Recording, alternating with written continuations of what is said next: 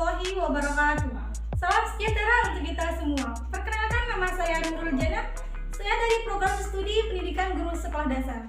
Di sini saya akan mempresentasikan mata kuliah telah kurikulum dengan materi konsep dasar kurikulum berbasis kompetensi.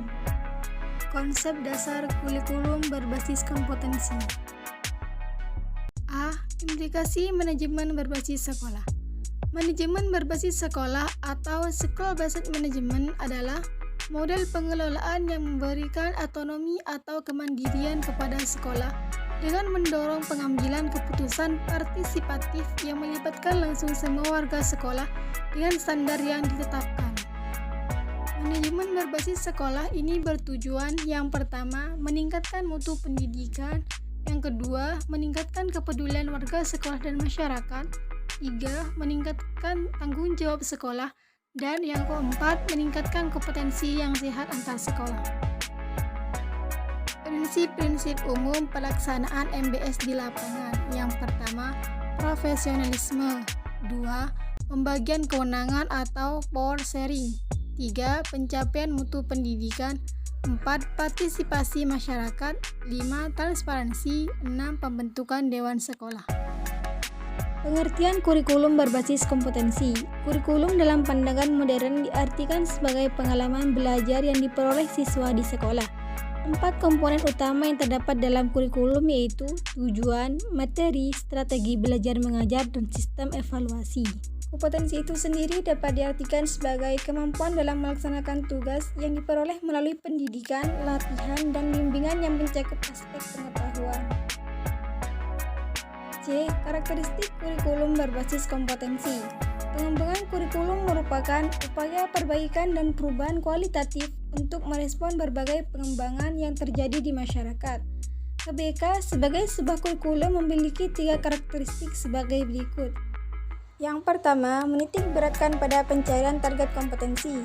Yang kedua, mengakomodasikan keragaman kebutuhan dan sumber daya pendidikan yang tersedia. Yang ketiga, memberi kebebasan yang lebih luas. Menurut Bu Dino, tahun 2002, kurikulum berbasis kompetensi terdiri atas 4 komponen utama yaitu yang pertama, framework kurikulum dan hasil belajar, yang kedua, framework penilaian berbasis kelas, yang ketiga, framework kegiatan belajar mengajar, dan yang keempat, framework pengelolaan kurikulum berbasis kompetensi.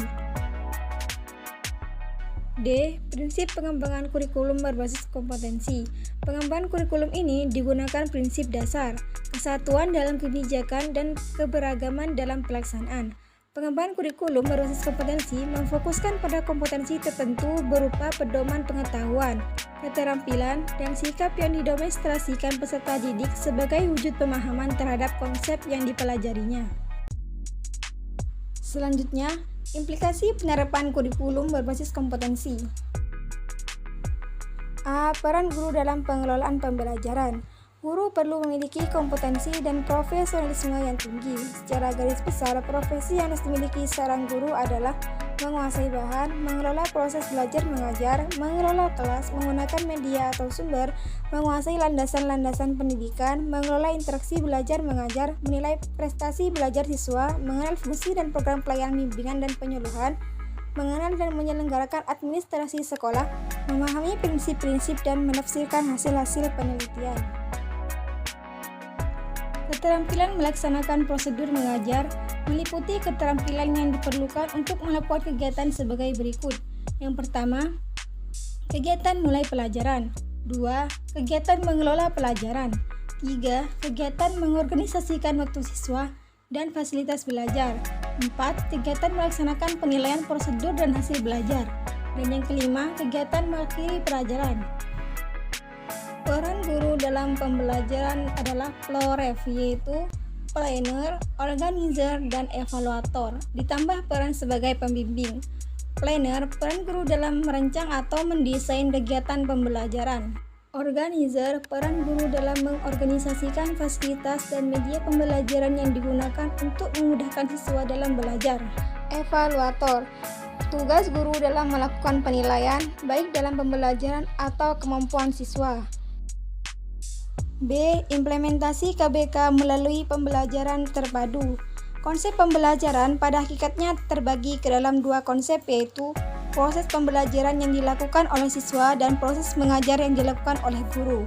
Kegiatan yang dilakukan dalam proses pembelajaran diantaranya yaitu melakukan diagnosis kebutuhan siswa, merencanakan pembelajaran, menyajikan informasi, mengajukan pertanyaan, dan menilai kemajuan belajar siswa.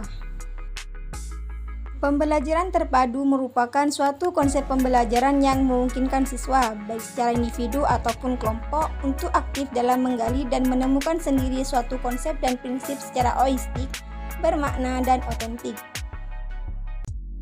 Model-model pembelajaran terpadu yang dikemukakan oleh para ahli tersebut menjelaskan bahwa pembelajaran terpadu menekankan pada kreatif siswa dalam memahami dan membentuk suatu konsep dan pengalaman yang menarik, berdasarkan minat dan kemampuan siswa.